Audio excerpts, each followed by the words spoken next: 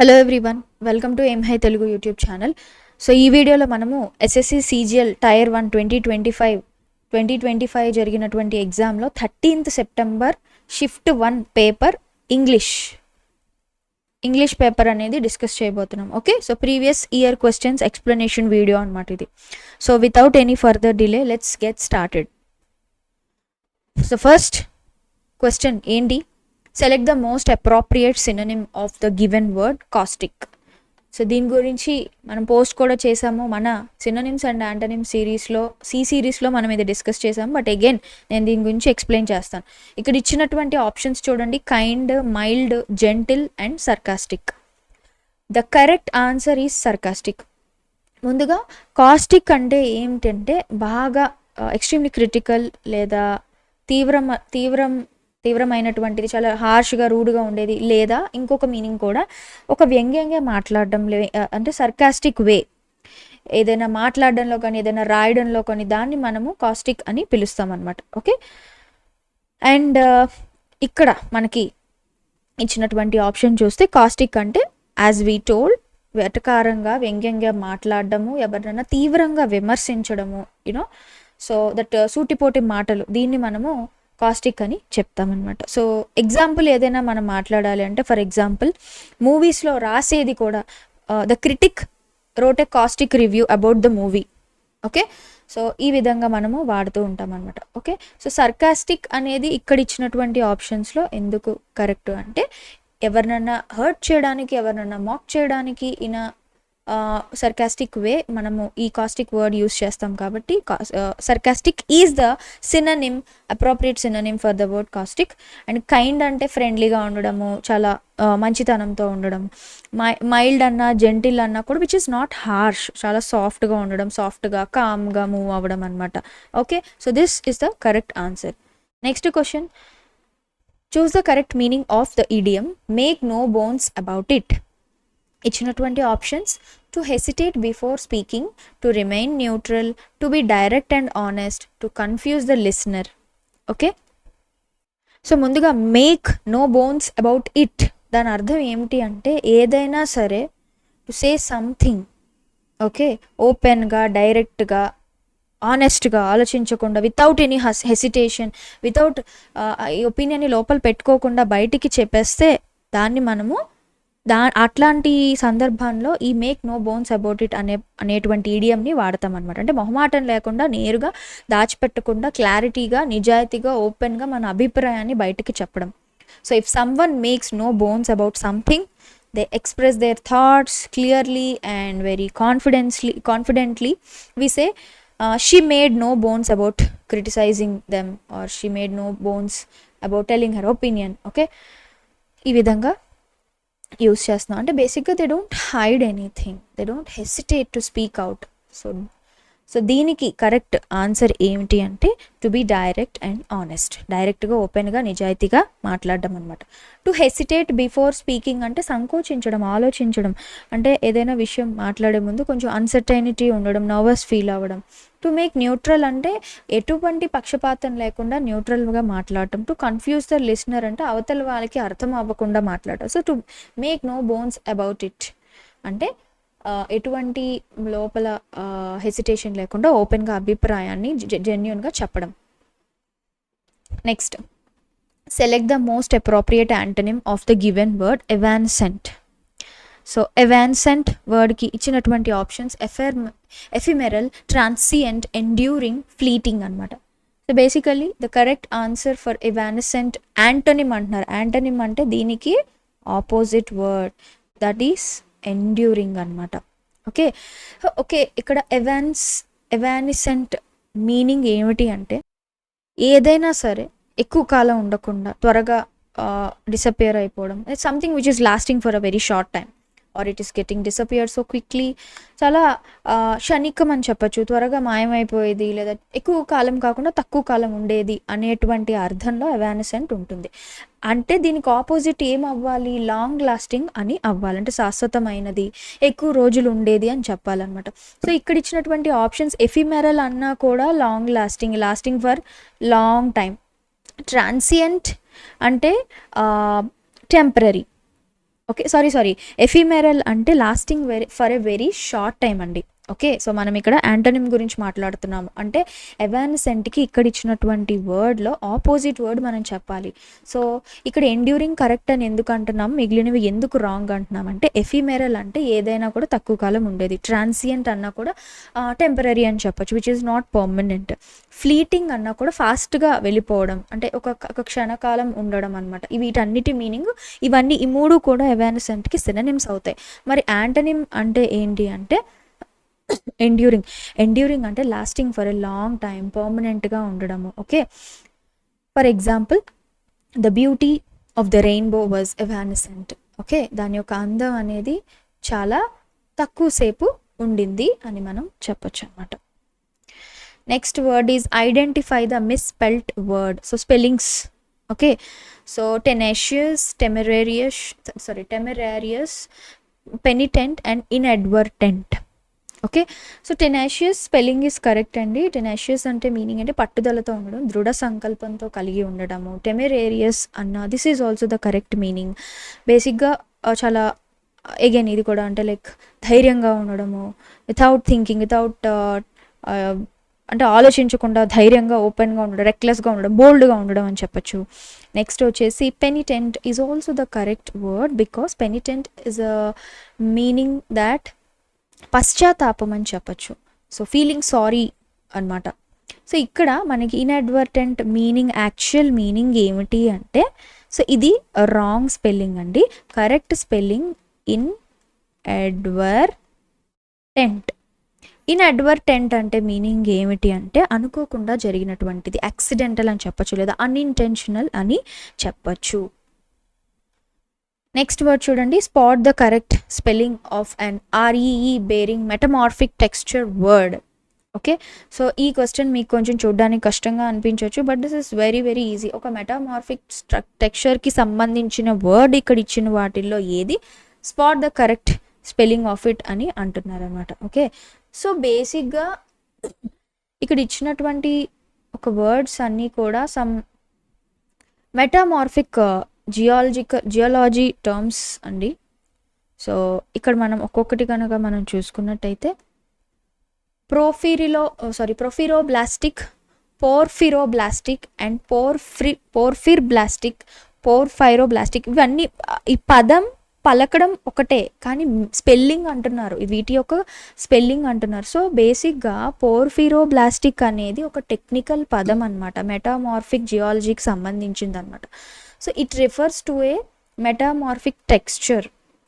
అది ఒక క్రిస్టల్స్ లాంటి ఒక లార్జ్ మినరల్స్ ఏవైతే మనము వాటిని పోర్ఫిరోబ్లాస్ట్స్ అని పిలుస్తామన్నమాట. ఓకే, ఇవి ఒక రాక్కి సంబంధించినటువంటి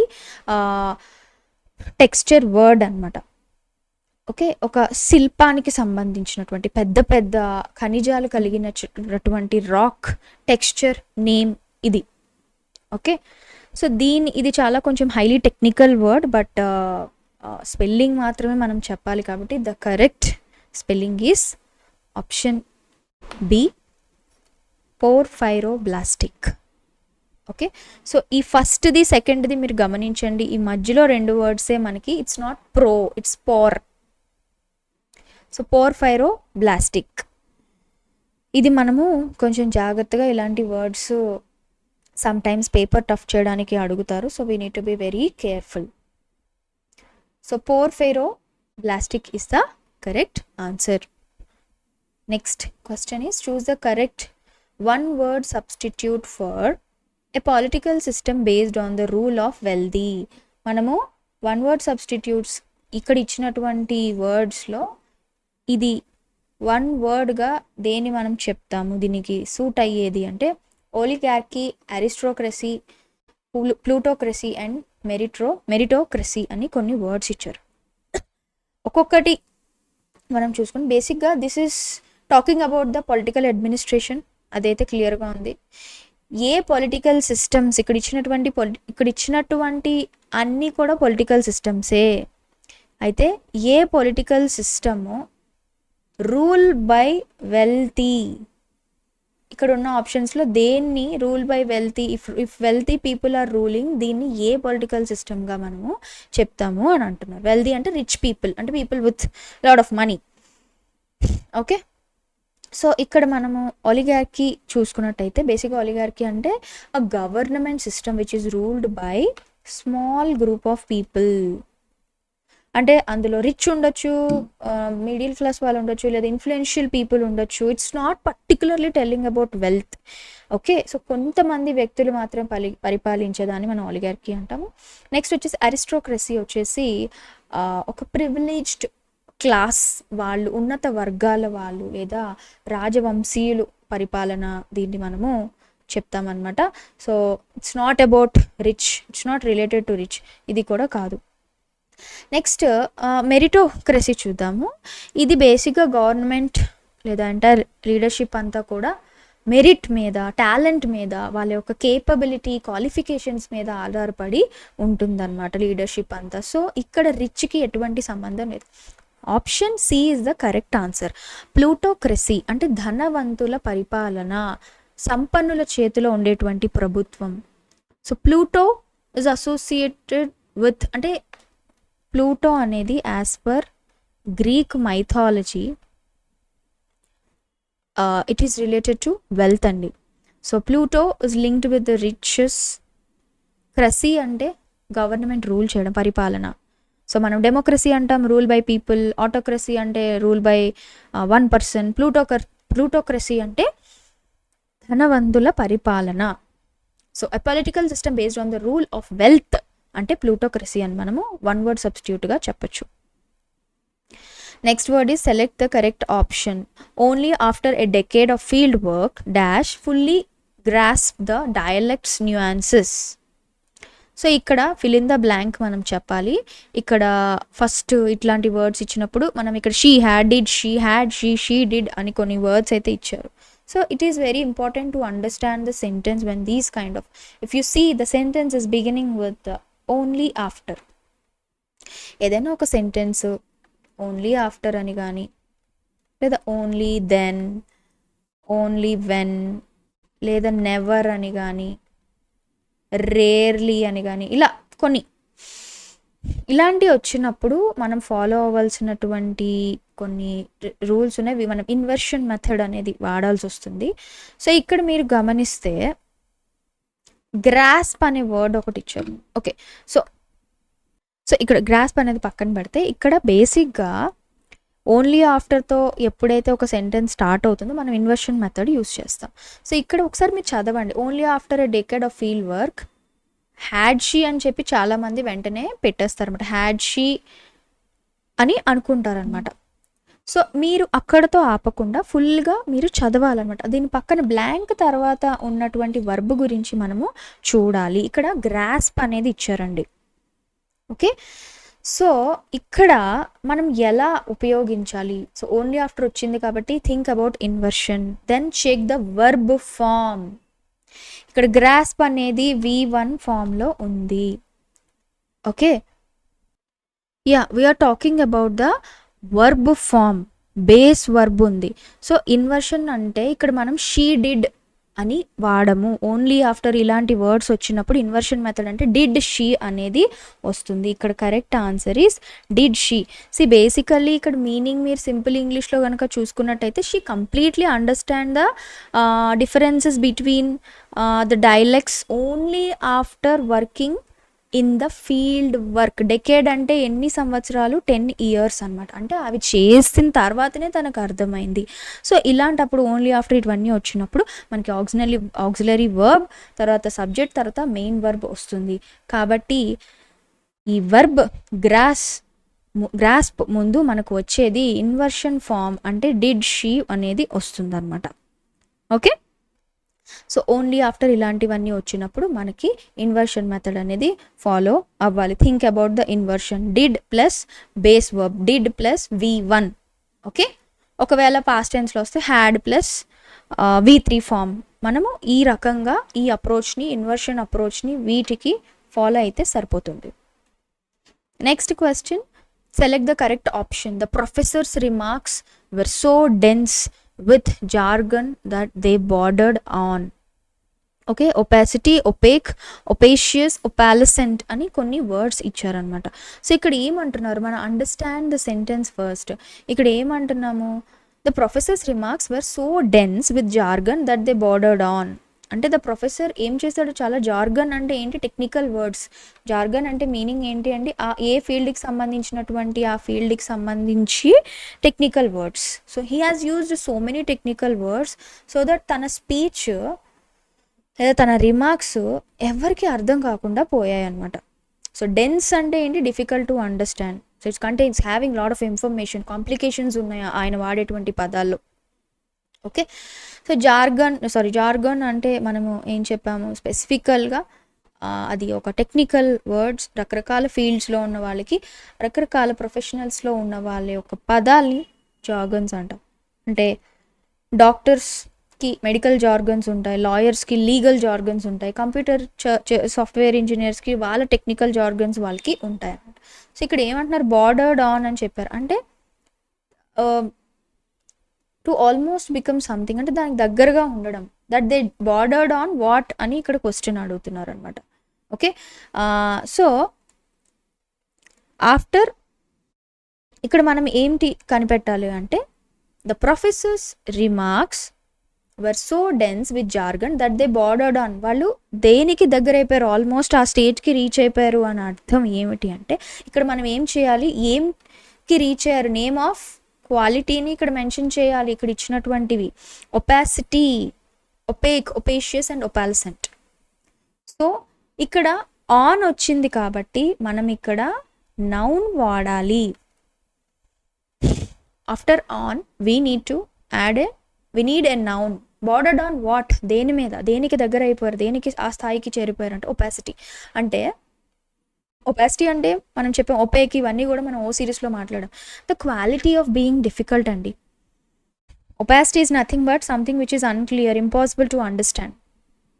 ప్రొఫెసర్ వాడినటువంటి పదాల వల్ల వాళ్ళు ఆ స్థాయికి చేరుకుపోయారు. Something is very very unclear. Opaque అనేది మనకి యాడ్జెక్టివ్, ఇది కూడా డిఫికల్ట్ టు అండర్స్టాండ్, మీనింగ్ ఒకటి యాడ్జెక్టివ్. ఒపేషియస్ అనేది it's not a proper word. Okay, and opalescent అనేది something which is how can I tell you, something color changing, ఒక pearl kind of అని చెప్పచ్చు. opalescent related to colors, to showing many colors. Okay, so the correct answer is opacity. We should use on తర్వాత మనకి noun రావాలి కాబట్టి opacity అనేది మనము select చేసాం. So let's see the next question. Yeah, select the correct option. Her rebuttal, though eloquent, failed to dash the central issue raised by the opposition. So ఇక్కడ ఏమంటున్నారు, కొన్ని వర్డ్స్ ఇచ్చారు, అడ్రస్, డిగ్రెస్, సర్కంవెంట్, ఎల్యూడ్. అంటే her rebuttal though eloquent failed to dash the central issue raised by opposition. అంటే తన reply, రిబ్యూటల్ అంటే reply, చాలా eloquent అంటే ఏంటి, ఎఫెక్టివ్, చాలా బాగా అద్భుతంగా అనర్గళంగా మాట్లాడటం. ఎంత ఎఫెక్టివ్గా ఉన్నప్పటికీ కూడా dash the central issue raised by opposition. She did not అంటే తను ఆన్సర్ చేయలేదు, లేకపోతే తను అది పట్టించుకోలేదు. ఇంపార్టెంట్ ఇష్యూ, సెంట్రల్ ఇష్యూ అంటే ఏంటి, main issue, main important point ఏదైతే అపోజిషన్ వాళ్ళు రేస్ చేశారో అది తను పట్టించుకోలేదు. ఓకే, చాలా ప్రభావితంగా మాట్లాడినప్పటికీ కూడా ప్రధాన అంశం నుంచి ఆమె ఆన్సర్ చేయలేదు. ఫెయిల్డ్ టు వాట్, ఇక్కడ ఫెయిల్డ్ టు గురించి మనము చెప్పాలి. సారీ ఇక్కడ సూట్ అయ్యే వర్డ్ మనము యాడ్ చేయాలి. The correct answer is address. Okay, so she did not address the central issue raised by the opposition. Address అంటే ఏంటి, దాన్ని డిస్కస్ చేయడం, దాన్ని ఆన్సర్ చేయడం, ఏదైనా సమస్యని గుర్తించడం, చర్చించడం. డిగ్రెస్ అంటే డీవియేట్ అయిపోవడం మెయిన్ టాపిక్ నుంచి. సర్కంవెంట్ అన్నా కూడా to avoid, to get rid of something. Elude అంటే ఎస్కేప్. ఇది మనం ఆల్రెడీ మాట్లాడుకున్నాం. తను ఇంపార్టెంట్ పాయింట్ని డిస్కస్ చేయలేదు, డీవియేట్ అయిపోయింది అని మనకి, అడ్రస్ చేయలేదు అని చెప్పి ఇక్కడ మెన్షన్ చేస్తున్నారు. Okay, next question. Find the part of the sentence that contains an error అంటున్నారు. ముందు సెంటెన్స్ ఒకసారి చదువుదాము. The reforms being recommended by the panel are not only intended to streamline administrative functions but also addressing the asymmetries in resource allocation that have long plagued rural districts. Okay, so first manamu we should understand the concept of the sentence. Okay, so the reforms being recommended by the panel antunaru ante panel konni recommend chesinది reforms and are not only intended to streamline ante intended not only దీనికి మాత్రమే కాదు అంటే administrative ఫంక్షన్స్కి మాత్రమే కాదు, more efficient but also addressing the asymmetries resource allocation that have long plagued rural districts అంటున్నారు. అంటే వీళ్ళు చాలా అసిమెట్రీస్ ఇన్ రిసోర్స్ అలొకేషన్ అంటే అన్ఈక్వల్ డిస్ట్రిబ్యూషన్ ఆఫ్ రిసోర్సెస్ గురించి కూడా వీళ్ళు చాలా ఫోకస్ చేస్తున్నారు అని అంటున్నారు అనమాట. ఇక్కడ చూడండి రిఫార్మ్స్ అన్నారు. రిఫార్మ్స్ అంటే ఏంటి? ఏదైనా ఒక సిస్టమ్ని ఇంప్రూవ్ చేయడానికి చేసేటువంటి చేంజెస్. స్ట్రీమ్ లైనింగ్ అంటే మనకి తెలుసు, ఒక సిస్టమ్ని ఎఫిషియెంట్గా చేసేదాన్ని మనము స్ట్రీమ్ లైనింగ్ అంటాము. ఓకే, అండ్ అలాగే అసిమెట్రీస్ అన్నారు. అసిమెట్రీస్ అంటే ఇన్ఈక్వాలిటీస్ లేదా ఇంబ్యాలెన్సెస్ అన్నారు. ఓకే, ప్లేగ్డ్ అంటే ఏం లేదండి, ఇట్స్ దీర్ఘకాలికమైనటువంటి సమస్యలు అని మనం చెప్పచ్చు. Causing problems for a long times, long plagued అన్నారు. ఓకే, సో చూడండి ఇక్కడ మనకి సెంటెన్స్లో not only but also concept అనేది ఉంది. So whatever comes after not only should have the same grammatical form which comes after but also. ఎప్పుడైనా సరే not ఓన్లీకి ఏమొస్తుందో బట్ ఆల్సో తర్వాత కూడా అదే వస్తుంది. గ్రామటికల్ ఫార్మేషన్ గురించి చెప్తున్నాం. సో ఇక్కడ ఏమన్నారు? Are not only intended to streamline administrative functions but also addressing the asymmetries in resource allocation అంటున్నారు. మీరు ఒకటి గమనిస్తే టు స్ట్రీమ్ లైన్ అన్నాం. ఓకే, ఆఫ్టర్ నాట్ ఓన్లీ మనకి వీ హ్యావ్ ఏముంది? To streamline. Okay, but మీరు గమనిస్తే but also తర్వాత అడ్రెస్సింగ్ ఐఎన్జీ ఫార్మ్ అనేది ఉంది. ఇక్కడ ప్రెజెంట్ పార్టిసిపుల్ ఉంది విత్ ఐఎన్జీ ఫార్మ్. ఇక్కడ స్ట్రక్చర్ అనేది గ్రామటికల్ ఫార్మేషన్ అనేది మ్యాచ్ అవ్వట్లేదు. యాక్చువల్గా అయితే ఏముండాలి? The reforms being recommended by the panel are not only intended to streamline administrative functions but also to address the asymmetries in the resource allocation that have long plagued rural districts. So first sentence చూస్తే the reforms being recommended by the panel కరెక్ట్గానే ఉంది. ఇక్కడ formation are not only intended to streamline administrative functions, ఇది కూడా perfect grammatical ఆర్డర్లో ఉంది. ఇక్కడ should be, ఇక్కడ ఏముండాలి? బట్ ఆల్సో దగ్గర ఏముండాలి అంటే బట్ ఆల్సో టు అడ్రస్ అని ఉండాలి, అంతేగాని అడ్రెస్సింగ్ అనేది ఉండకూడదు. That have long plagued rural districts, this is also correct. So whenever you see not only but also లేదా ఎయిదర్ ఆర్ నెయిదర్ నార్ లేదా బోత్ అండ్ ఇలాంటివి వచ్చినప్పుడు గ్రామటికల్ ఫామ్ అనేది రెండుటికి సమానంగానే ఉండాలి. ఫర్ ఎగ్జాంపుల్ మనము she likes to sing and to dance అంటాం. ఓకే, ది కరెక్ట్, అంతేగాని she like to sing and dancing అని మనం అనం. She is intelligent and hard working అంటాం అని అనము. She is intelligent and works hard అని అంటాం. సో ఈ విధంగా మనము గ్రామటికల్ రూల్స్ అనేవి ఫాలో అవ్వాలి. So next question again find the part of the sentence that contains an error అంటున్నారు. సో మనం ఒకసారి చదువుదాం. What the committee failed to deliberate on adequately were not the policies objectives themselves but the political ramifications it might have had if implemented without broader consensus. Okay, so consensus అనే word కూడా మనము చాలాసార్లు చదివాం. కాన్సెన్షియస్ అంటే meaning ఏంటి అంటే ఒక అభిప్రాయానికి రావడం అనమాట. అగ్రిమెంట్ లేదా ఏకాభిప్రాయం అని మనం, అగ్రిమెంట్ ఆఫ్ ఎ గ్రూప్ అని మనం చెప్పచ్చు, కాన్సెన్షియస్. సో ఇక్కడ చూడండి, ఇక్కడ ఏమంటున్నారు? The committee failed to deliberate on adequately, okay, on adequately were not the policies objectives themselves అంటున్నారు. అంటే committee did not fail to discuss the policies objectives, instead it failed to discuss the discuss what? Political consequences. Political ramifications అంటే political consequences that the policy might have had if it had been implemented without any agreement. ఒక అభిప్రాయానికి రాకుండా చేస్తే ఏం జరుగుతాయి ఆ ramifications గురించి అక్కడ మెన్షన్ చేయలేదు. సో డెలిబరేట్ అంటే ఏం చెప్పాము? టు డెలిబరేట్ ఆన్ అడెక్వేట్లీ అని చెప్తే to discuss something carefully before making a decision. Ramifications అంటే పరిణామాలు అని మనం చెప్పాము. కాన్సెన్షియస్ అంటే ప్రాపర్ అగ్రిమెంట్, మ్యూచువల్ అగ్రిమెంట్ అని చెప్పాం. సో ఇక్కడ మనం సెంటెన్స్కి మళ్ళీ వచ్చినప్పుడు ఒక స్టార్ట్ ఆఫ్ ద సెంటెన్స్ అనేది చూడాలి. What the committee fail to deliberate on adequately were not the policies objectives themselves. ఏదైతే ఎంటైర్ సబ్జెక్ట్ గురించి మనం మాట్లాడే సెంటెన్స్ దేంతో స్టార్ట్ అవుతుంది? What the committee fail to deliberately on adequately అని అంటున్నారు. ఇదంతా కూడా ఈ ఎంటైర్ క్లాజ్ అనేది మనకి సబ్జెక్ట్లోకి వస్తుందండి. Okay, yeah.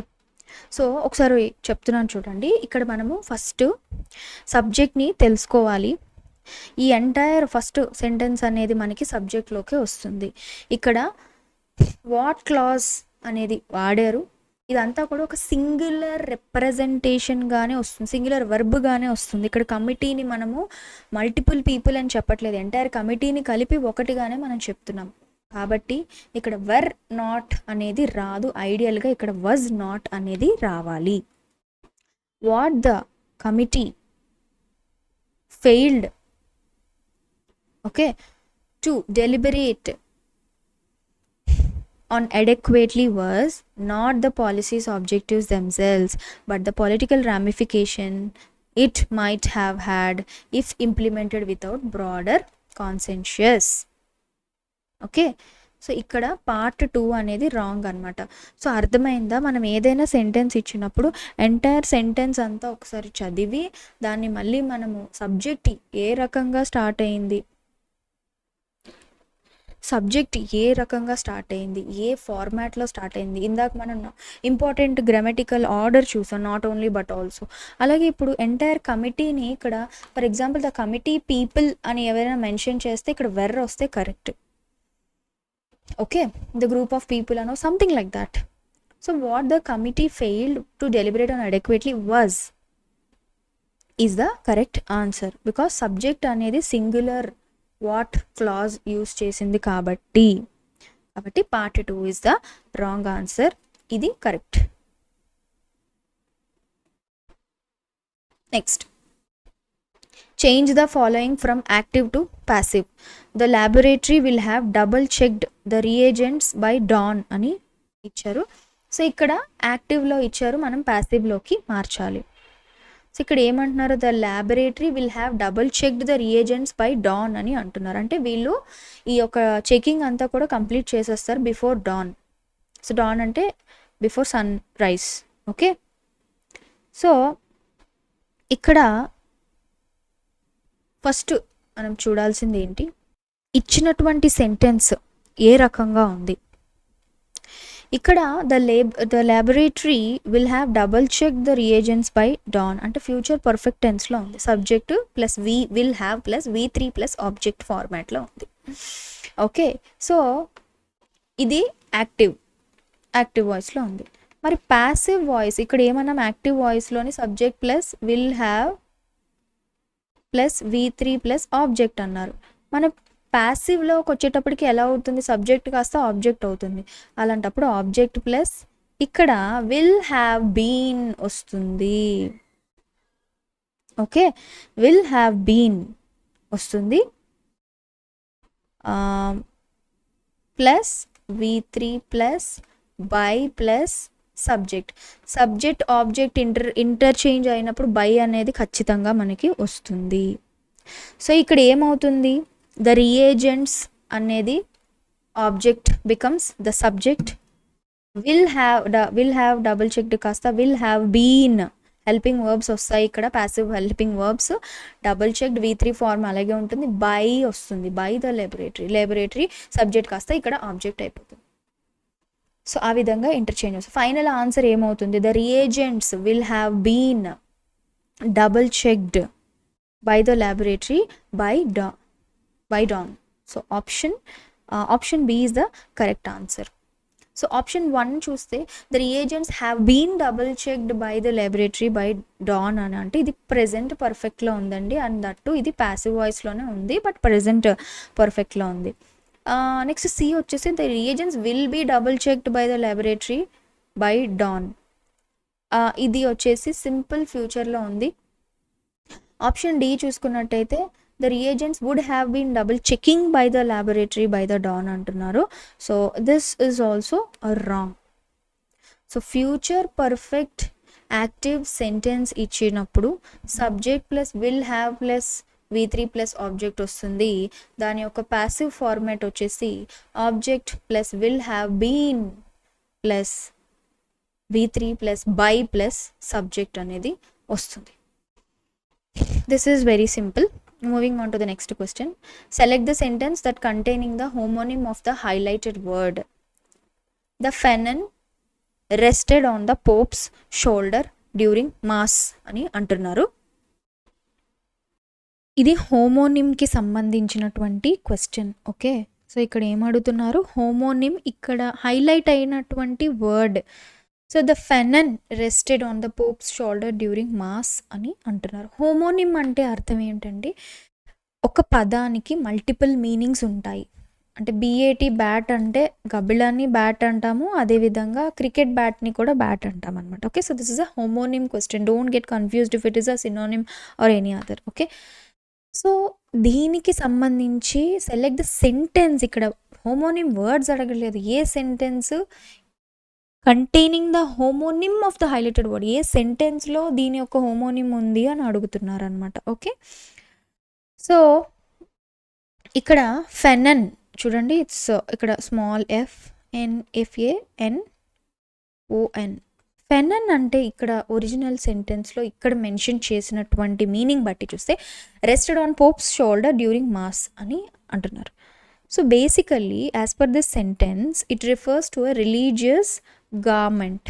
ఓకే, అంటే ఒక మతపరమైనటువంటి కార్యక్రమాల్లో వేసుకునేటువంటి ఒక వస్త్రం అని చెప్పచ్చు, ఒక స్పెషల్ వెస్ట్మెంట్ అని మనం చెప్పచ్చు అనమాట. It's a piece of clothing related to clothing. Okay, related to religious. So ఇక్కడ ఏదో సమ్ రిలీజియస్ సెరమనీస్ చేస్తున్నారు. ఏదైతే ఈ ట్రెడిషనల్ క్లాతింగ్ ఫెనన్ ఉందో పోప్ వేసుకున్నారు అని చెప్తున్నారు. Okay, so what is homonym మనం ఆల్రెడీ చెప్పాము. సేమ్ స్పెల్లింగ్ ఉంటుంది, ప్రొనౌన్సియేషన్ డిఫరెంట్ మీనింగ్స్ ఉంటుంది, బట్ డిఫరెంట్ వర్డ్ ఉంటుంది. స్పెల్లింగ్ అండ్ ప్రొనౌన్సియేషన్ సేమ్ ఉంటుంది, బట్ మీనింగ్ అనేది డిఫరెంట్ ఉంటుంది. As I told you, bat అనేది యానిమల్, క్రికెట్ బ్యాట్ అని చెప్తాము. సో ఇక్కడ చూసుకున్నట్టయితే the theologian lectured on the fanon's origin in Rome అని అంటున్నారు. ఆప్షన్ ఏలో ఫెనన్ అనే వర్డ్ ఇక్కడ ఉంది. సో మనం ఐడియల్లీ ఫెనన్కి హోమోనిమ్ కనిపెట్టాలి ఈ సెంటెన్స్లో ఎక్కడుంది అని. అంటే చూడ్డానికి ఫెనన్ స్పెల్లింగే ఉంటుంది, ప్రొనౌన్సియేషన్ ఫెననే ఉంటుంది, కానీ మీనింగ్ అనేది డిఫరెంట్ ఉంటుంది. సో ఫస్ట్ సెంటెన్స్ మనం చూసుకున్నట్టయితే theologian lectured on the fanon's origin in Rome అంటున్నారు.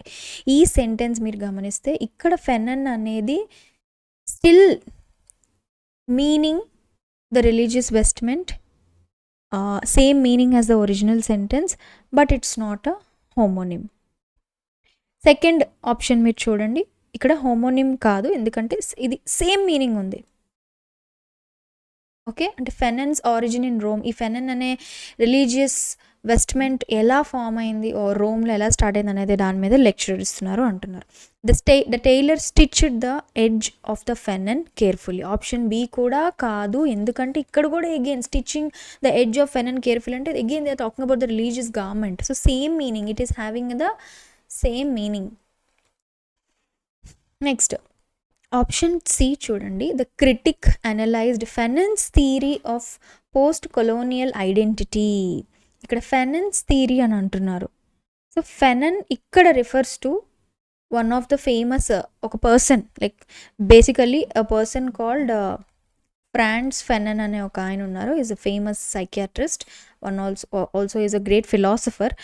అండ్ ఆయన రాసినటువంటి థియరీ పోస్ట్ కొలోనియలిజం అనేటువంటి కాన్సెప్ట్ గురించి క్రిటిక్స్ అనలైజ్ చేసి చెప్పారు. అంటే ఇక్కడ ఫెనన్ అనేది రిలీజియస్ గార్మెంట్ కాదు, ఒక థియరీ, ఫెనన్ అనే పర్సన్ యొక్క, ఫ్రాన్స్ అనే ఒక పర్సన్ యొక్క సర్నేమ్ ఫెనన్. ఇక్కడ ఆయన నేమ్ గురించి మాట్లాడుతున్నాం కాబట్టి ఈ ఫెనన్కి ఇక్కడ హోమోనిమ్ ఈ సెంటెన్స్ అనమాట. Option C is the correct answer.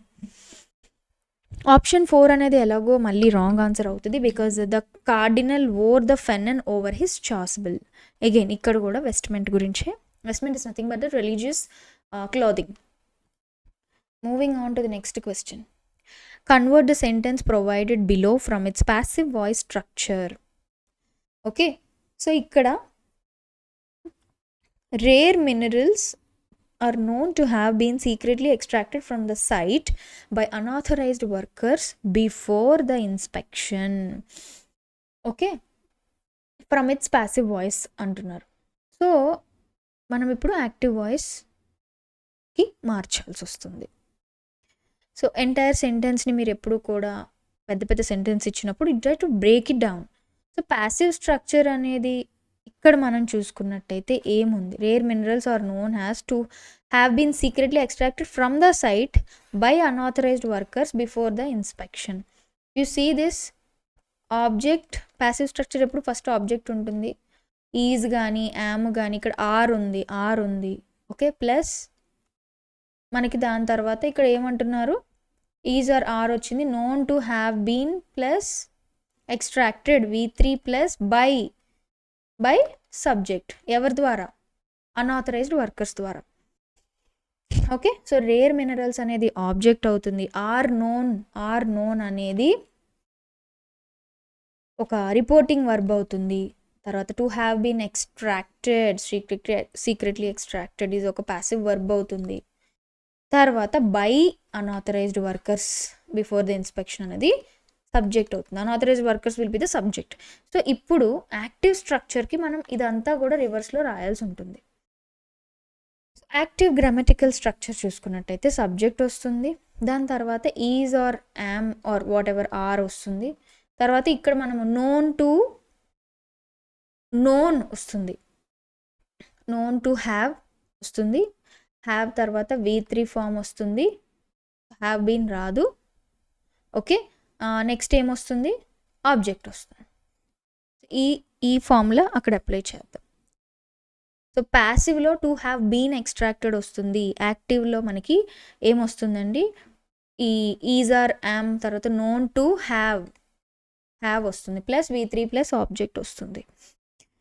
Okay, so now ఇప్పుడు మనం ఏం చేయాలి, ఈ ఎంటైర్ ఫార్ములాని ఈ సెంటెన్సెస్లో అప్లై చేద్దాం. సో సబ్జెక్ట్ గురించి మాట్లాడుకుంటే we need to identify the subject and the object first. ఎవరు చేస్తున్నారు ఈ యాక్షన్ని? అన్ఆథరైజ్డ్ వర్కర్స్ చేస్తున్నారు, ఇది సబ్జెక్ట్ అవుతుంది మనకి. వాళ్ళు ఏం ఎక్స్ట్రాక్ట్ చేస్తున్నారు, రేర్ మినరల్స్ని ఎక్స్ట్రాక్ట్ చేస్తున్నారు, ఇది ఆబ్జెక్ట్ అవుతుంది. ఓకే, యాక్టివ్లో ఇది సబ్జెక్ట్ అవుతుంది, ఇది ఆబ్జెక్ట్ అవుతుంది. ఓకే, ఇప్పుడు ఫార్ములా అప్లై చేద్దాం. ఓకే, ఎవరు అన్ఆథరైజ్డ్ వర్కర్ సబ్జెక్ట్ అవుతుంది కాబట్టి ప్యాసివ్లో ఏముంది, rare minerals are known to have been extracted by unauthorised workers అన్నది, extracted from the site by the unauthorised workers before the inspection అన్నది కాస్త యాక్టివ్లో unauthorised workers are known to ఏమొస్తుంది అన్నాను, హ్యావ్ అన్నాను. Are known to have, is are are వచ్చింది, known to have వచ్చింది, known to have secretly extracted rare minerals before inspection. The correct answer is C. Okay, understood? So unauthorized workers are known to have వచ్చింది, మనం have been ని కాస్త have చేసాం, secretly extracted rare minerals before inspection. Understood? Okay, moving on to the next question. Yes, so for this passage writing నేను ఒక break downs చేశాను. For the easy of the explanation of this entire passage నేను ఒక whiteboard మీద I have made this written in breaking in to bits and pieces. I will just explain that. So this is our passage. So ప్యాసేజ్ని మనము 1-2 సార్లు practice చేస్తున్నప్పుడు అంతా కూడా break down చేసి చదువుకున్నప్పటికీ ఎగ్జామ్ సినారియోలో ప్యాసేజ్‌ని ఓవరాల్‌గా వన్స్ ఒకసారి చదివి క్వెషన్స్‌తో ప్యారలల్‌గా కాన్సెప్ట్‌ని అర్థం చేసుకొని మీరు ఆన్సర్ చేయాల్సి ఉంటుంది within the very less time. So here I am going to take a ample amount of time and explain you because this is our explanation class కాబట్టి. సో ఇదే మీరు ఫాలో అవ్వాలని అయితే రూల్ లేదు. మీరు ఎట్లా ఫాలో అవుతున్నారో అలాగే ఫాలో అవ్వండి.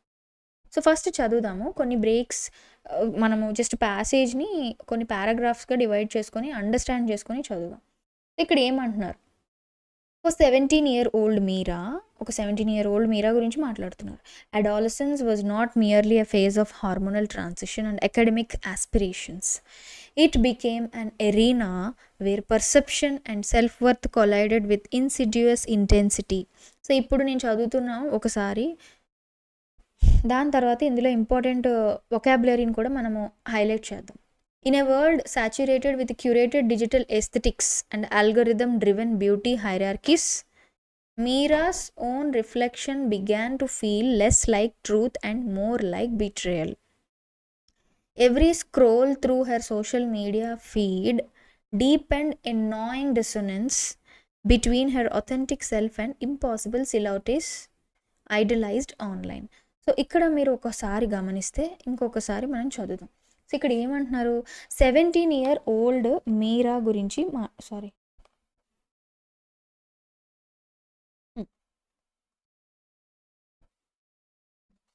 17-year-old మీరా గురించి మాట్లాడుతున్నారు. Adolescence was not merely a phase of hormonal transition and academic aspirations. First adolescence అంటే ఏంటి అంటే it's nothing but teenage. Okay, 13 or 14 to 18 years పిల్లలు. Was not merely a phase of hormonal transition and academic aspirations. It became an arena. ఇక్కడ ఒక point వచ్చింది చూడు. Arena అంటే generally ఒక స్టేడియం అని చెప్తాం, బట్ మన సిచ్యువేషన్లో a place where something happens. It became an arena. అది ఎలాంటి ప్లేస్ అయిపోయిందంటే where perception and self worth collided, conflict, clash అయింది విత్ ఇన్సిడ్యూయస్ ఇంటెన్సిటీ. ఇన్సిడ్యూయస్ అంటే మీనింగ్ ఏంటి అంటే విచ్ ఈస్ హార్మ్ఫుల్, అంటే మనకి తెలియకుండానే స్లోగా హాని కలిగించేటువంటి విషయం అని చెప్పచ్చు. ఓకే, సో ఇక్కడ వరకు మీరు చూసుకున్నట్టయితే ఏమంటున్నారు? మీరాకి becoming a teenager was not about ఒక హార్మోనల్ చేంజెస్ కాదు, అకాడమిక్ ఆస్పిరేషన్ స్టడీస్ గురించి కాదు. ఇట్ బికేమ్ ఎ టైమ్, అది ఎలా అయిపోయిందంటే where perception and self worth collided with insidious intensity. తనకి తెలియకుండానే తన గురించి తను ఏమనుకుంటుంది అంటే there is a collision between she valued herself and started fighting with how she saw herself and how much she valued herself. Self worth, there is a collision, perception and self worth. Okay, so ఇక్కడ next చూడండి. In a world saturated with curated, saturated అంటే filled completely with curated అంటే curated అంటే కేర్ఫుల్గా select చేయడం, carefully selective అని చెప్పచ్చు. And algorithm curated digital aesthetics అంటే బ్యూటీ రిలేటెడ్ అటువంటివి, అంటే అపీరెన్స్ రిలేటెడ్వి. And algorithm driven beauty hierarchies అంటే ఆల్గోరిథమ్ డ్రివెన్ అంటే ఇప్పుడు మన హైరార్కీస్ అంటే ranking levels. So beauty hierarchies algorithm అంటే ఏదైతే కంప్యూటర్ ప్రోగ్రామ్ డిసైడ్ చేస్తుందో, అంటే లైక్ ఫర్ ఎగ్జాంపుల్ ఇక్కడ సిచ్యువేషన్లో సోషల్ మీడియాలో ఎలా కనిపిస్తున్నాము అనేసి. ఓకే, ఫస్ట్ చదవండి. So Meera's own reflection began to feel less like truth and more like betrayal.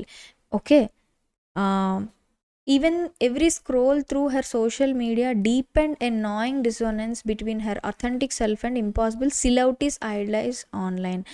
So dissonance, gnawing dissonance అంటే gnawing అంటే ఇట్స్ హర్టింగ్ అండి, డిసోనెన్స్ అంటే conflict between what her authentic self and impossible silhouettes, which means ఆకారాలు, celebrities అంటే ఆకారాలు, shapes which are showing, which are idolised online. అంటే ఇంతే, అంటే బ్యూటీ స్టాండర్డ్స్ అనేవి కంప్యూటర్ ద్వారా జనరేట్ చేసేసి అక్కడ ఒక స్టాండర్డ్ అనేది క్రియేట్ చేసేసి పెట్టేస్తున్నారు కదా. సో దానివల్ల తనకి deeply it is causing a gnawing dissonance. Okay, so ప్రతిసారి సోషల్ మీడియా తను స్క్రోల్ చేసినప్పుడు సో షీ ఫీల్, అంటే సోషల్ మీడియాలో చూపించేటువంటి ఇంపాసిబుల్ సిలౌటీస్ అవన్నీ కూడా తనకి ఎక్కువగా కనిపిస్తూ ఉన్నాయన్నమాట. Okay, so today's social media మనందరికీ తెలుసు, it's filled with many beautiful pictures. Social మీడియాలో ఆల్గరిథమ్స్ బట్టి we see most beautiful people, ఈ ఫిల్టర్స్ అవి వాడతారు. దానివల్ల బ్యూటిఫుల్ పీపుల్ అంటే ఇలాగే ఉంటారు, వీళ్ళు ఇంత అందంగా ఉంటారు అనేది ఒక మిత్ అనేది క్రియేట్ అయిపోయింది. సో దీనివల్ల మీరాకి తను చూసుకున్నప్పుడల్లా తను నేను ఇది కాదు, నేను బాగాలేదు, నేను అస్సలు ఆన్లైన్లో చూపించినట్టుగా నేను లేను అనేటువంటి ఒక ఒపీనియన్ అనేది క్రియేట్ అవుతుంది అనమాట. ఓకే, నెక్స్ట్ మనం చదువుదాం. This was not mere teenage insecurity. Mere అంటే ఓన్లీ జస్ట్ అని చెప్పొచ్చు. ఇది కేవలం మియర్ టీనేజ్ ఇన్సెక్యూరిటీ కావనే కాదు. It manifested a systematic devaluation. Okay, devaluation of her physical self, అంటే తనని తాను తగ్గించేసుకుంటుంది అనమాట. ఇది కేవలం టీనేజ్ ఇన్సెక్యూరిటీ అని మాత్రమే కాదు, సిస్టమాటిక్ అంటే స్లోగా తనని తాను తక్కువగా భావిస్తూ అది స్టార్ట్ అయిందనమాట. Gradually she adapted punitive behaviour అంటే తనని తాను సెల్ఫ్ పనిష్ చేసుకోవడం అనమాట.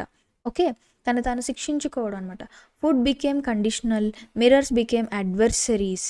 అంటే తను ఏం చేస్తుంది, ఇవన్నీ చూసేసి తినడం మానేసింది. మిర్రర్ అనేది తనకి తాను అద్దంలో చూసుకోవడానికే తను చాలా ఇష్టపడడం అంటే లైక్ తనకు ఇష్టం ఉండట్లేదు తాను చూసుకోవడం అనమాట. Compliments transformed into cryptic reminders of inadequacy. Okay, so ఇక్కడ ఏంటి, ఎవరైనా ఏమైనా పొగిడినా కూడా తను లేదు లైట్, నేను సరిపోను, దీనికి వాళ్ళకి సరిపోను అన్నట్టుగా తను ఇన్ఎడిక్వసీ, క్రిప్టిక్ రిమైండర్స్ ఆఫ్ ఇన్ఎడిక్వసీగా తను ఫీల్ అవుతుంది అనే భావన తనకి ఫామ్ అయిపోయింది.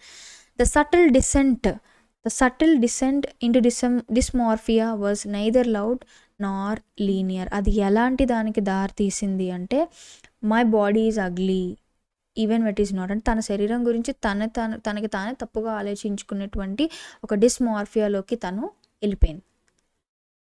నైదర్ లౌడ్ నార్ లీనియర్ అంటే అర్థం ఏంటంటే, తనేం పైకి చెప్పుకోకపోయినా లోపల తను అలా ఫీలింగ్ ఫామ్ అయిపోయింది. Academically capable and socially pleasant, Meera wore a mask of normality with precision. Okay, so ఇక్కడ ఏమంటున్నారు చూడండి,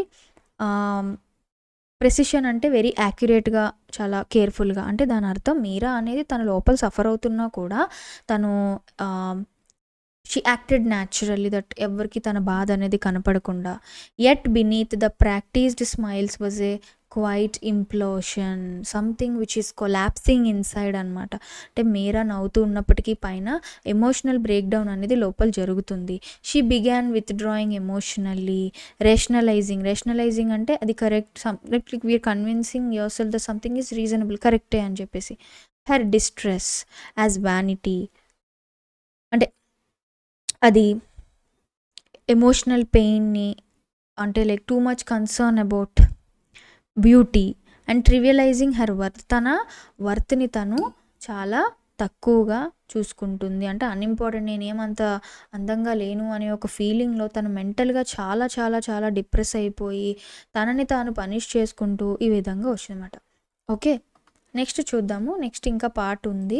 సో ఇక్కడ వరకు మీకు అర్థమైంది ఏమిటి, మీరా అనేటువంటి అమ్మాయి తన టీనేజ్లో ఉన్నప్పటికీ కూడా, even it's not a hormonal transition or academic aspirations, తనని తాను బయట ప్రపంచాన్ని చూసి తను అందంగా లేదు అనేటువంటి సెల్ఫ్ వర్త్ అనేది తగ్గించేసుకొని ఒక డిస్మార్ఫియాలోకి వెళ్ళిపోయి తను అందంగా లేనని కంపారిజన్స్ చేసుకొని, ఇలా తన ఒక ఎమోషనల్ బ్రేక్ డౌన్ అనేది ఇక్కడ ఒక సీరియస్ ప్రాబ్లమ్ని ఆథర్ అనేది మనకి చెప్పడం జరుగుతుంది. ఓకే, సో బేసిక్గా next point. The turning point came not with drama but with a silence but with silence, a refusal to eat for days which lead to medical intervention. అంటే ఎలా అయిపోయిందంటే తన కండిషన్ అనేది చాలా సీరియస్ అయిపోయింది. తను తిండి తినకపోవడం వల్ల మెడికల్ ఇంటర్వెన్షన్, అంటే తను డాక్టర్స్ దగ్గరికి వెళ్ళాల్సి ఉండింది ట్రీట్మెంట్ కోసము. Therapeutic engagement introduced her to the concept of self image distortion. So therapeutic engagement is nothing but treatment or the healing which she is taking introduced at the concept of self image distortion, అంటే something that is not seen correctly, that is what we say distortion. And emotional scaffolding is nothing but emotional support required to rebuild her fractured sense of identity. అంటే she realized that she has been seeing her self in a wrong way. తనకి అప్పుడు అర్థమైంది, ఈ therapeutic engagement ద్వారా తను ఏం అర్థమైంది అంటే నన్ను నేను ఎంత తక్కువ చేసుకుంటున్నాను. తనకి ఎమోషనల్ సపోర్ట్ అనేది చాలా హెల్ప్ అయింది అని మనము చెప్తున్నాం. To rebuild her sense of identity. So which means counselling అనేది, ఈ ట్రీట్మెంట్స్ అనేవి తనకి హెల్ప్ అయినాయి. In what way? Understand that she had been seeing her self incorrectly. తను తప్పుగా ఆలోచించుకుంది, తప్పుగా చూసుకుంటుంది. Through sustained counselling Meera disentangled societal impositions from intrinsic value అంటున్నారు. ఓకే, సో దీని ద్వారా తనకి ఎమోషనల్ సపోర్ట్ ద్వారా తనకి ఏమన్నాము, emotional scaffolding is nothing but building. అంటే ఇట్స్ ఇన్ ఒక మెటాఫర్ లాగా చెప్పచ్చు. ఒక సపోర్ట్, బిల్డింగ్ అంటే లిటరలీ బిల్డింగ్ అని కాదు, అంత దృఢంగా తనకి హెల్ప్ అయింది అని చెప్పేసి. అంటే తనని తాను రీబిల్డ్ చేసుకోవడానికి కాన్ఫిడెన్స్ వచ్చింది అని అంటున్నారు. Okay, through sustained counselling, as Meera disentangle అంటే separate one thing from other. That is what entangling అంటే. దాన్ని ఒక పజిల్లా ఉన్నదాన్ని ఒక క్లియర్ అండర్స్టాండింగ్తో చేయడం అనమాట. Societal impositions and intrinsic values. So ఈ ఫ్రమ్ ఇంట్రిన్సిక్ వాల్యూస్, న్యాచురల్గా ఉండే దాని మీద సొసైటీ పెట్టేటువంటి ఈ ఇంపోజిషన్స్కి డిఫరెన్స్ అనేది తనకి తెలిసింది. సో తనకి difference between society beauty standards అలాగే తన real value as a person అర్థమైంది. సో తను ఇక్కడ she began to internalize the beauty is not the monolith dictated by culture but a spectrum shaped by diversity, health and self compassion. So తనకి spectrum అంటే ఏంటి, విస్తరించినది, wide range అని చెప్పొచ్చు. Monolith అంటే ఏంటి, ఒక ఫిక్స్డ్ స్టాండర్డ్ అని చెప్పొచ్చు. సో తను ఏం అర్థం చేసుకుంది, టోటల్గా ఫైనల్గా తను ఏం అర్థం చేసుకుందంటే బ్యూటీ అనేది సొసైటీ అనేది డిసైడ్ చెయ్యదు, అది ప్రతి ఒక్కరికి వేరే వేరేగా ఉంటుంది, వాళ్ళ యొక్క హెల్త్, వాళ్ళ యొక్క డైవర్సిటీ, సెల్ఫ్ లవ్ మీద డిపెండ్ అయి ఉంటుందని తను అర్థం చేసుకుంది. ఓకే, సో నెక్స్ట్ చూడండి, Meera's narrative is not a singular anomaly. Okay, sorry, anomaly is nothing but something unusual which we say anomaly, but a mirror to larger epidemic where teenagers battle unspoken wars behind flawless digital facades.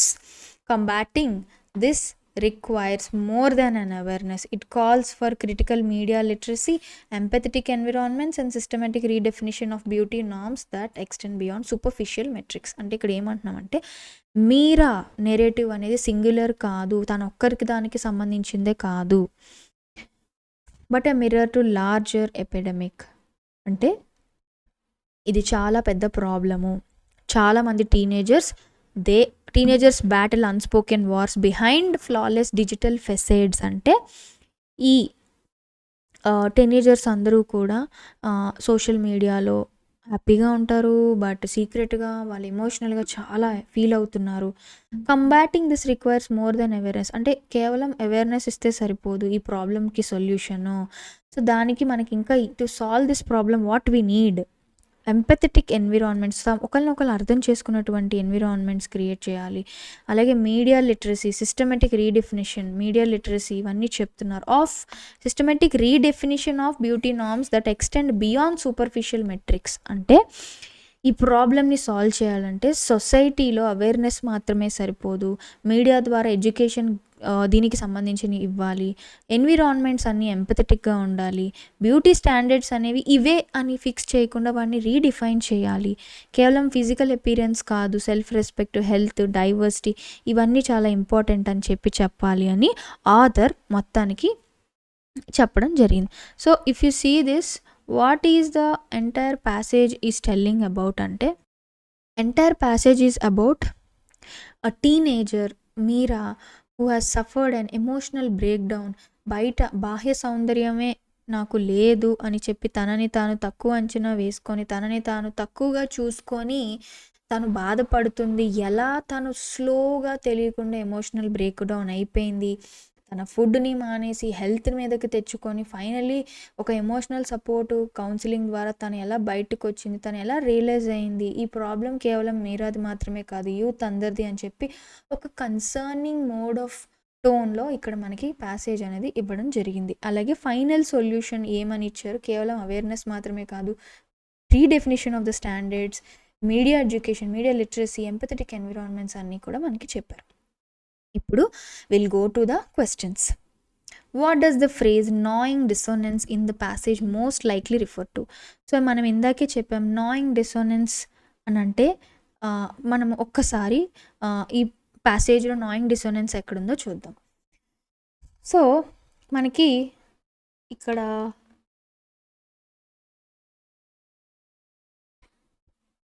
Every scroll through her social media feed deepened a gnawing dissonance. Okay, first మనం ఏం చేయాలి, ఏదైనా ఈ phrase అని అన్నారు అంటే locate that phrase in the passage. So every scroll through her social media feed deepened a gnawing dissonance between her authentic self and impossible silhouettes idolised online అంటున్నారు. అంటే every scroll through social media feed అంటే తను ఎప్పుడైనా ప్రతిసారి social media scroll చేసినప్పుడు depend అది strong అయింది. ఏంటి స్ట్రాంగ్ అయింది? ఏ నాయింగ్ డిసోనెన్స్ అంటే, ఈ నాయింగ్ డిసోనెన్స్ అంటే ఏంటి అని ఇక్కడ క్వశ్చన్లో అడుగుతున్నారు. సో నాయింగ్ అంటే సంథింగ్ విచ్ ఇస్ కంటిన్యూస్లీ నిరంతరం బాధ పెట్టేటువంటి, something continuously troubles or pains a person. Dissonance అంటే కాన్ఫ్లిక్ట్ లేదా mismatch, lack of harmony ఏమైనా చెప్పచ్చు. నాయింగ్ డిసోనెన్స్ అంటే కాన్స్టెంట్ ఇన్నర్ అంటే మనసులో నిరంతర సంఘర్షణ అని చెప్పొచ్చు, which is hurting a person.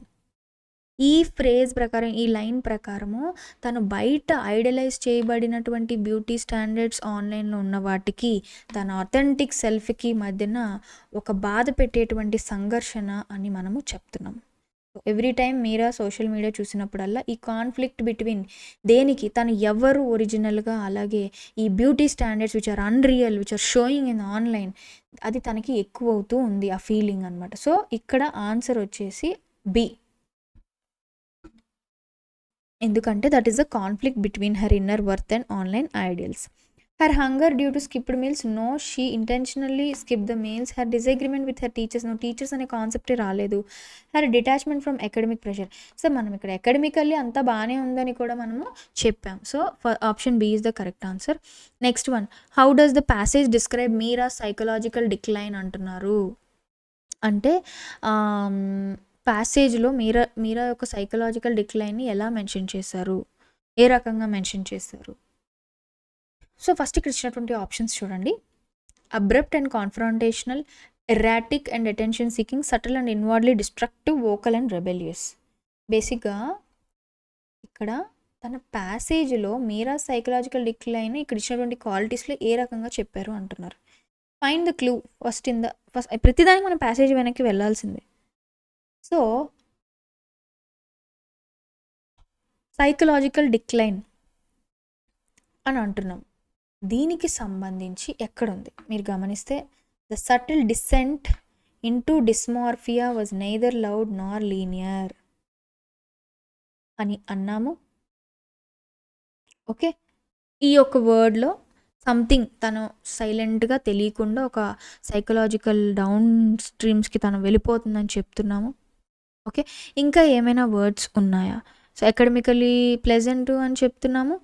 Meera wore a mask with normality with precision అన్నాం. ఎట్ బినీత్ లోపల the practised smiles was a quiet implosion అంటున్నాం. ఇది వన్ ఆఫ్ ద పాయింట్. అలాగే she began with drawing emotionally అంటున్నాం. ఈ 3 ఫ్రేజెస్ ఇప్పుడు నేను ఏవైతే చెప్పానో వీటన్నిటినీ మనము తన ఎమోషనల్ హెల్త్, సైకలాజికల్ డిక్లైన్ ఏ రకంగా ఉంది అంటే విత్‌డ్రా అయిపోతుంది ఎమోషనల్‌గా. Practised smiles was quiet implosion, లోపల లోపల బాధపడుతుంది పైకి నవ్వుతూ ఉన్న. డిస్మార్ఫియాలోకి వెళ్ళిపోతుంది. ఓకే. సో వీటన్నిటిని, ఈ క్లూస్ అన్నిటిని మనం కలుపుకుంటే సటిల్ స్లోగా అనమాట, నెమ్మదిగా. నైదర్ లౌడ్ నార్ లీనియర్ అంటే అదేమి ఒక్కసారిగా జరిగింది కాదు. నెమ్మదిగా వెళ్ళిపోతుంది. అంటే author says that Meera's mental health అనేది స్లోగా డిటోరియేట్ అయిపోతుందంటే తను పైకి చెప్పకపోయినా లోపల తను సఫర్ అయిపోతుంది ఎమోషనల్గా అంటున్నాం. కాబట్టి ఇక్కడ మన answer subtle and inwardly destructive. పైకి ఏమి కనపడకపోయినా సైలెంట్గా వెనకాల లోపల తన ఎమోషనల్ బ్రేకేజ్ అనేది అయిపోతుంది. ఒకసారి మిగిలిన ఆప్షన్స్ చూడండి. Abrupt and confrontational. అబ్రప్ట్ అంటే అగ్రెసివ్ లేదా ఆర్గ్యుమెంటేటివ్ అని మనం చెప్పచ్చు. అబ్రప్ట్ అంటే సడన్ అండి. కాన్ఫ్రాంట్ అంటేనే మనము అగ్రెసివ్ అని చెప్పి మాట్లాడుకున్నాము. Erratic and attention seeking. Erratic కాదు, బికాస్ ఇట్స్ ఎలా చెప్పాలి, ఒక ఆడ్ బిహేవియర్, అన్ప్రెడిక్టబుల్ బిహేవియర్ సడన్గా. Attention seeking, she is not trying to attract people's attention. Vocal and rebellious, no, not at all. Meera is never been vocal and rebellious. So option C is the correct answer. Next question, 1 second.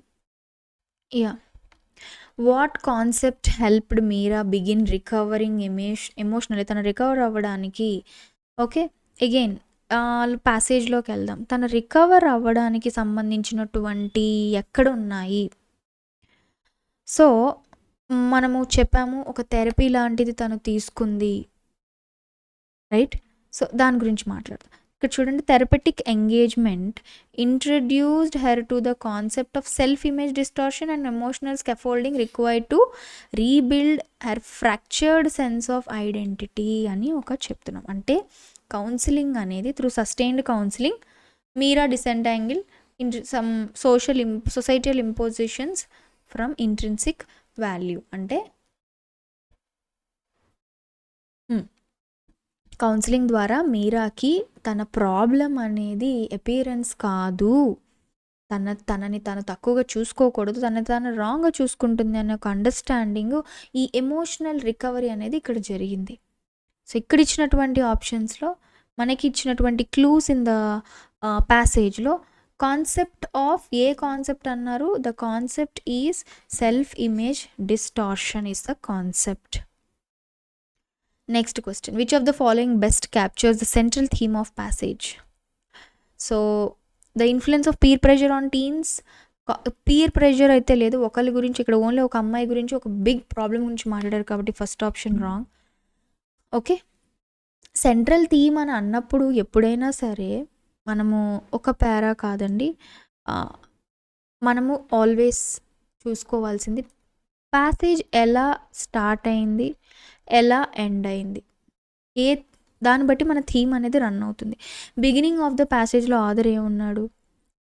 ఇక్కడ చూడండి, ఒకటి, in the world saturated with curated digital aesthetics and algorithm beauty hierarchies అని చెప్పి మాట్లాడాడు. తర్వాత అంటే దీని అర్థం ఏంటి? సోషల్ మీడియాలో చాలా అన్రియలిస్టిక్ థింగ్స్, బ్యూటీ స్టాండర్డ్స్కి ఒక డెఫినేషన్ ఇచ్చేస్తారు అనేసి మాట్లాడుతున్నారు. మళ్ళీ మధ్యలో మనకి ఇక్కడ ఎంటైర్ ప్యాసేజ్లో మెయిన్గా ఏం చెప్తూ వచ్చాడు? మీరా ఎలా తను ఆన్లైన్ ఎస్థెటిక్స్తో కంపేర్ చేసుకుంది, ఇవే బ్యూటీ స్టాండర్డ్స్ అని నమ్మింది, తన కాన్ఫిడెన్స్ కోల్పోయింది, చాలా ఎమోషనల్ బ్రేక్ డౌన్ అయిపోయింది, ఫుల్గా అసలు అన్నం కూడా మానేసి తాను డిమోటివేటింగ్గా చేసుకుంది, డిస్మార్ఫియా అనేది తను డెవలప్ చేసుకుంది, తిండి మానేసింది. Finally she has to take the help of the counselling. So మళ్ళీ ఎండ్లో ఎట్లా కన్క్లూడ్ చేశాడు? మీరాది మాత్రమే కాదు, చాలామంది యూత్ ఇది ఫేస్ చేస్తున్నారు అని చెప్తున్నారు. Many teenagers silent battles, psychological problems social media వల్ల ఫేస్ చేస్తున్నారు అని చెప్పి ఎంటైర్ ఈ ఒక ప్యాసేజ్కి ఇట్లా ఇచ్చారు. సో దీన్ని బట్టి మనం చూసుకోండి. మరి నెక్స్ట్ చూడండి, cosmetic beauty norms and fashion trends అసలు మనం మాట్లాడలేదు. So this is wrong. Hidden psychological battles during digital access, this is the correct answer. అంతే కదా? సో సెంట్రల్ థీమ్ ఏంటి? Hidden psychological battles. దేని ద్వారా? డిజిటల్ అన్రియల్ ఎస్థెటిక్స్ వలన. This is a central theme. The necessity of academic counseling for teens. No, this is not about academics. Okay. Next question. So next ఇంకొక question ఉంది ప్యాసేజ్లో. What is the tone of the author in the end of the paragraph అంటున్నారు. So ఇచ్చినటువంటి options చూడండి. Dismissive and ironic, reflective and critical, optimistic and celebratory, detached and neutral. So dismissive and ironic అంటే ఏంటి? పట్టించుకోకపోవడం. Dismissive and ironic అంటే ignoring that problem.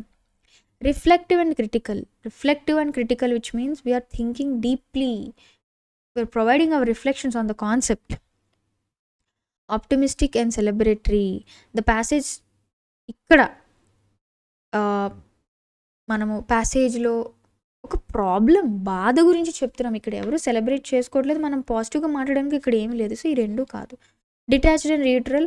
So detached అంటేనే ఎమోషనల్గా అన్అవైలబుల్గా ఉండడము. ఆథర్ టోన్ అనేది చాలా రిఫ్లెక్టివ్గా క్రిటికల్గా ఉంది.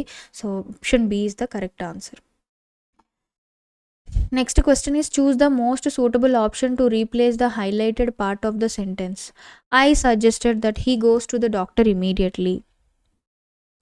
Okay, so go to the doctor at once, should goes to the doctor, go to the doctor immediately, should have go to the doctor. ఇక్కడ highlighted పార్ట్కి ఇక్కడ సూట్ అయ్యేటువంటి రీప్లేస్మెంట్ మనం చూడాలి. సో ఎప్పుడైతే కొన్ని వర్బ్స్ ఉంటాయి, సజెస్ట్ అన్న, రికమెండ్ అన్న, ఐ ఇన్సిస్ట్, ఐ డిమాండ్, ఇవి వచ్చినప్పుడు మనము వర్బ్ యొక్క బేస్ ఫామ్ యూస్ చేస్తాం. Okay, not the third person form. అంటే ఇప్పుడు మనం ఏం చెప్పాలంటే I suggested that he go to the doctor immediately. Goes కాదండి, ఇది గో. సో బేస్ ఫామ్ వాడుతున్నాం కాబట్టి first one is the correct answer. Sorry not first one, I'm so sorry. Go to the doctor immediately correct. Okay, ఇక్కడ go to the doctor at once ఎందుకు correct కాదంటే ఇది గ్రామాటికల్గా correct అయ్యి ఉండొచ్చు, కానీ ఇక్కడ వర్డింగ్ అనేది మనకి ఇక్కడ ఇమీడియట్లీ ఇచ్చారు కాబట్టి ఇక్కడ మనం అదే సెలెక్ట్ చేస్తాము. సో క్వశ్చన్స్లో ఎప్పుడు కూడా మనం అన్నీ కూడా చూసుకోవాలి. ఒక్కసారి నేను ఇప్పుడు కన్ఫ్యూజ్ అయినట్టు మీరు కన్ఫ్యూజ్ అవ్వకండి. నెక్స్ట్ చూడండి, should goes to the doctor. This is should go కావాలి, కానీ should goes is wrong answer. Should have go to the doctor which is incorrect. Actually ఒకవేళ షుడ్ హ్యావ్ వచ్చింది అంటే షుడ్ హ్యావ్ గాన్ రావాలి, అది correct. So ఇది కూడా wrong. Moving on to the next question. Choose the again suitable option to replace the highlighted part. I'm use to get up early in the morning అంటున్నాను. So ఇక్కడ చూడండి, I'm use to, నాకు అలవాటు పడటం. Okay, I'm use to getting up early, నాకు ఉదయం త్వరగా లేవడం అలవాటు. ఓకే, ఐఎమ్ యూజ్ టు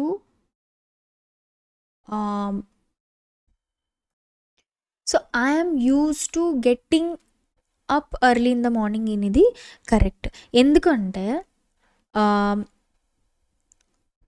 ఇక్కడ మనము I'm use to get up early in the morning అనేది ఎప్పుడు యూజ్ చేస్తామంటే ఒకవేళ నేను పాస్ట్ యాక్షన్ని చెప్పాలి, ఇప్పుడు నేను చెయ్యట్లేదు అంటే అప్పుడు నేను ఐ యూజ్ టు గో అని మాట. అంటే ఒకప్పుడు వెళ్ళాను, ఇప్పుడు వెళ్ళట్లేదు అని. ఒకప్పుడు నిద్ర లేచాను, ఇప్పుడు ఇప్పుడు నేను దీన్ని అలవాటు పడిపోయాను అంటే ఇప్పుడు చేస్తూనే ఉన్నాను, నేను అలవాటు ఉంది, నేను చేస్తూనే ఉన్నాను.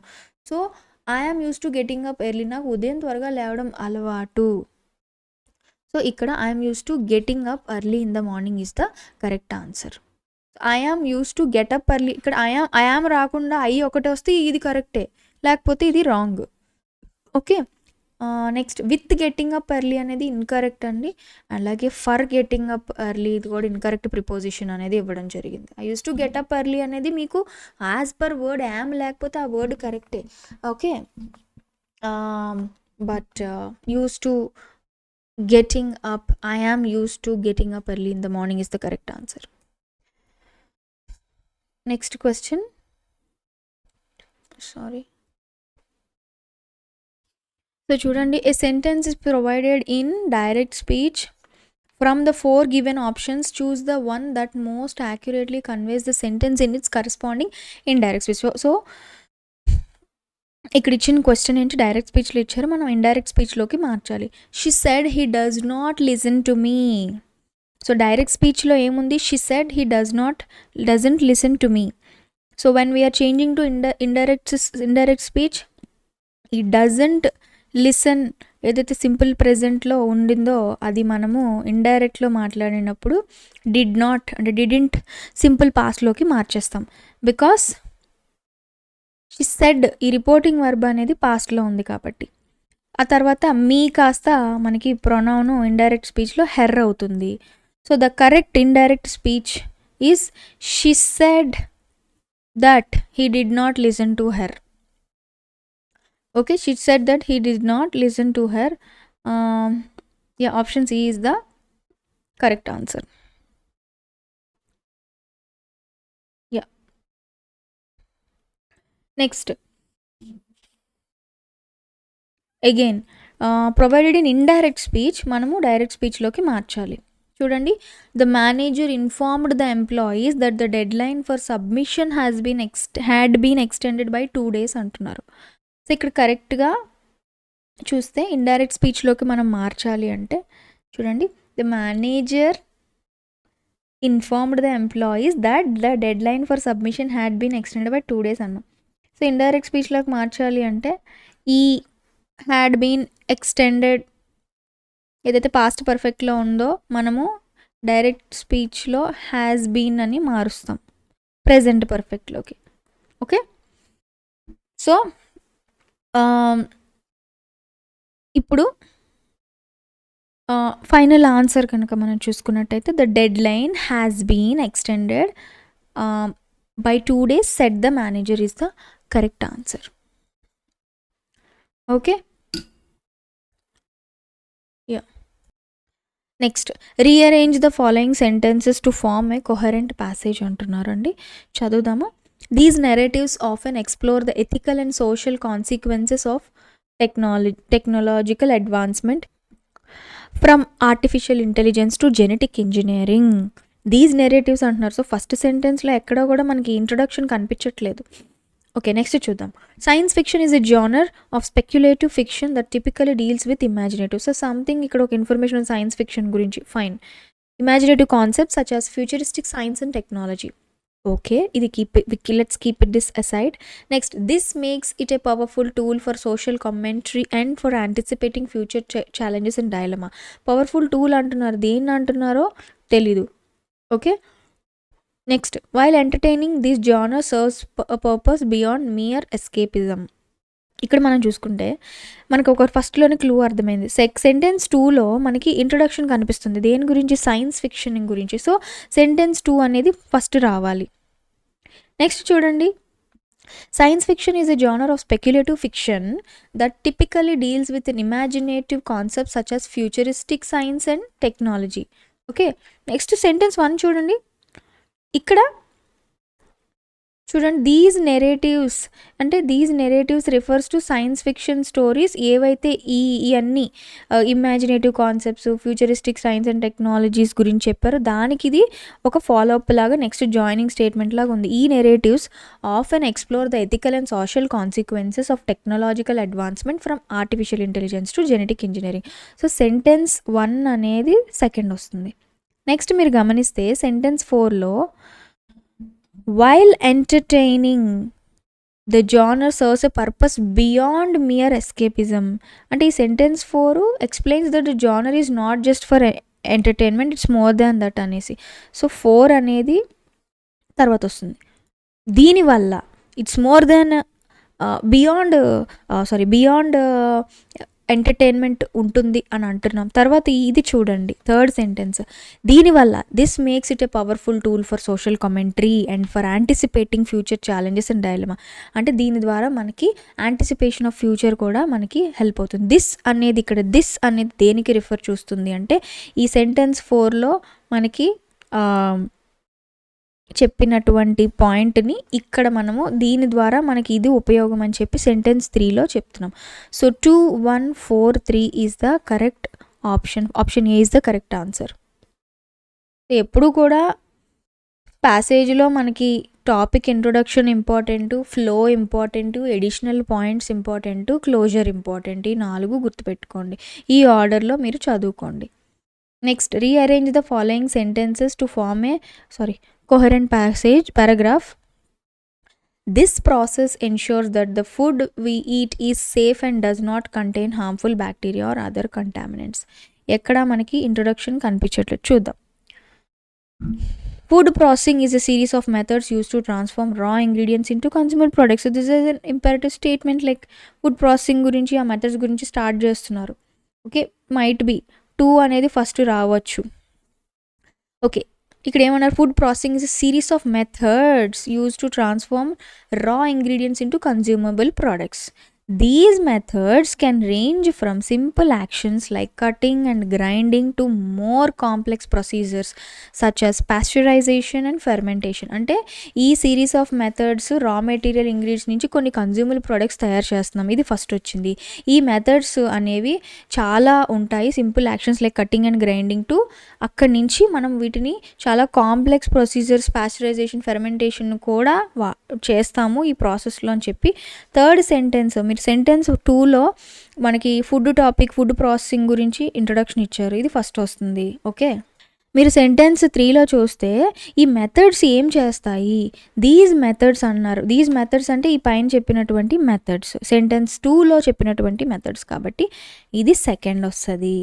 నెక్స్ట్ చూడండి, Furthermore, it also helps to preserve food, extend its shelf life and enhance its nutritional value.